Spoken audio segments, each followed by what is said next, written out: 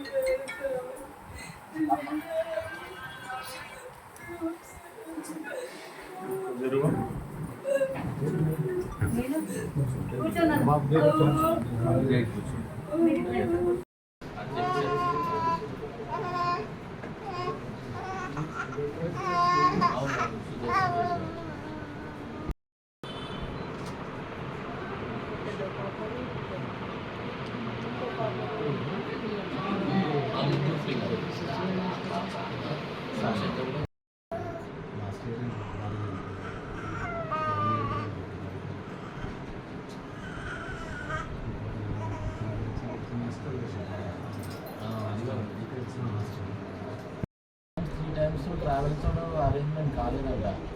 Last మూమెంట్లో ఈ రాజు ఉన్నది ఆయనే ఉన్నదంట. ఆయనే అరేంజ్ చేసి ఆయనే నడుపుకుంటూ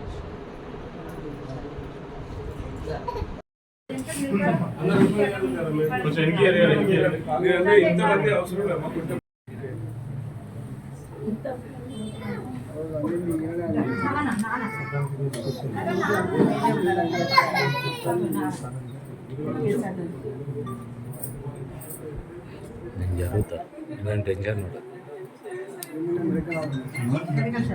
ఇక్కడ దగ్గరనే మెడికల్ షాప్ అన్న.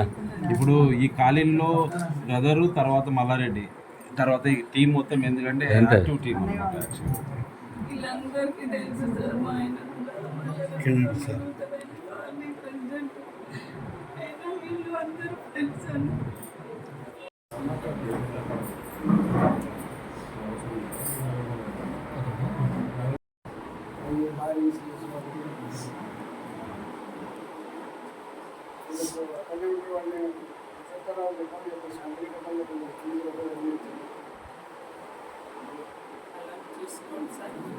వాళ్ళకి ఏదైనా హెల్ప్ చేయండి.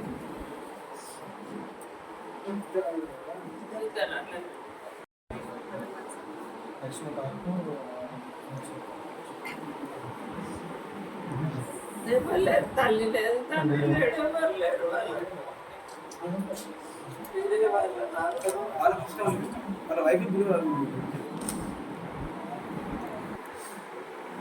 ఒక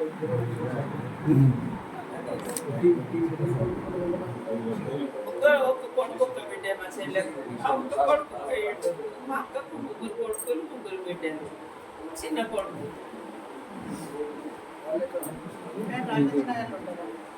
మా చెల్లి బిడ్డలు ఇచ్చారు.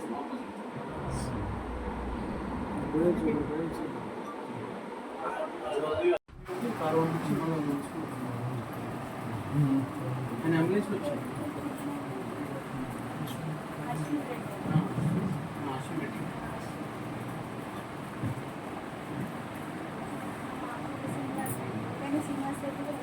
ఎంత వచ్చింది?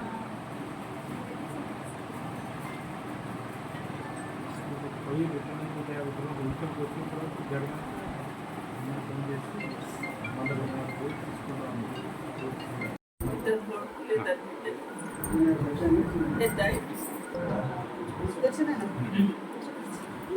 అక్క చెల్లెళ్ళు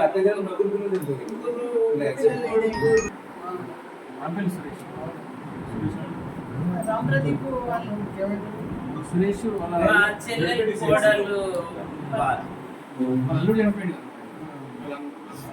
మా చెల్లె కొడుకే ఆయన. సురేష్ వాళ్ళ అన్న బిడ్డని ఇచ్చిండు. వీళ్ళంతా ఒకటే ఫ్యామిలీ. అట్లా ఆంటీ వాళ్ళు ముగ్గురు ఆయన మా అల్లుడే. సొంత బామ్మ.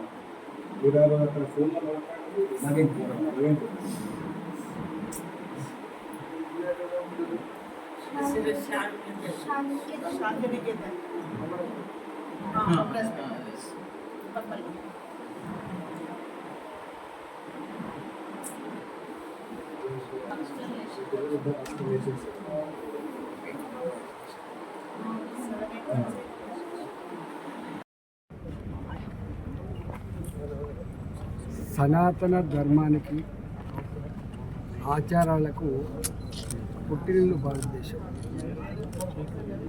కుంభమేళ ప్రతి 12 సంవత్సరాలకు ఒకసారి ప్రయాగ్రాజ్లో జరుగుతుంది.